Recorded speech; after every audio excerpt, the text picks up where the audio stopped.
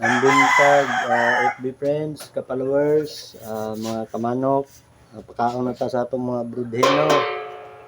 Ang ginagamit din ako nga feeds, kuhaon sa nako ha.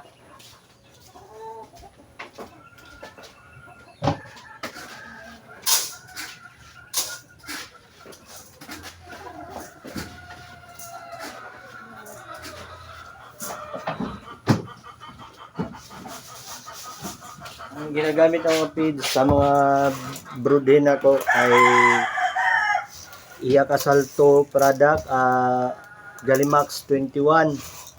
Tapos gimixan ako crack corn gamay o grains.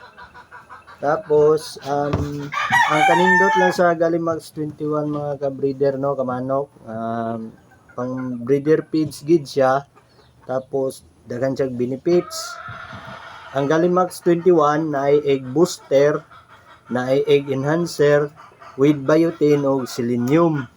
So, mao ni akong ginagamit kay okay ang produce niya, ang fertility sa mga itlog sa ako ang mga broodhen okay.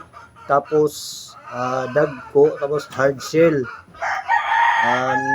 Kay nakatry ko tong unang kuan pa nila nga wala pa dili pa fertile.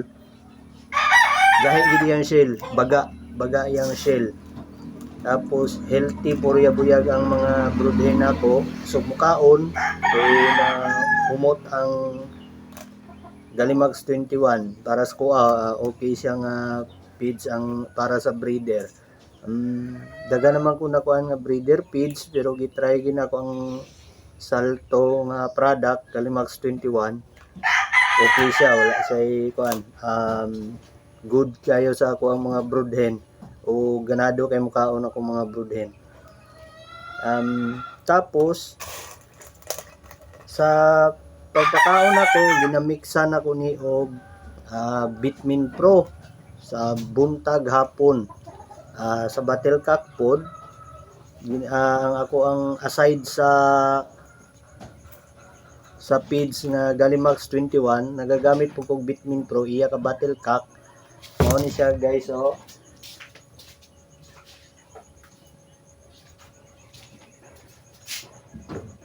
Bitmin Pro.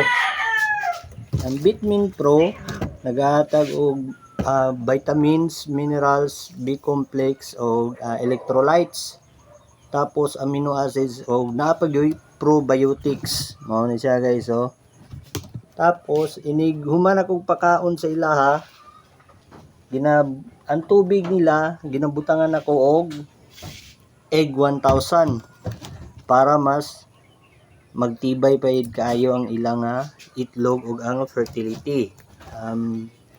Tested na po na ko ni ang egg 1000 sang Battlecock kay okay siya og hatag og mga kuan sa broodhen po nako. Napay vitamins, naay vitamin E, vitamin B complex, naay zinc oxide, napo siya selenium, napo siya folic acid. Aside sa Galimax 21 nga naa na siya complete, naa na siya mga benefits, ginadungagan pag yun nako mga kamanok. So maulan to, salamat.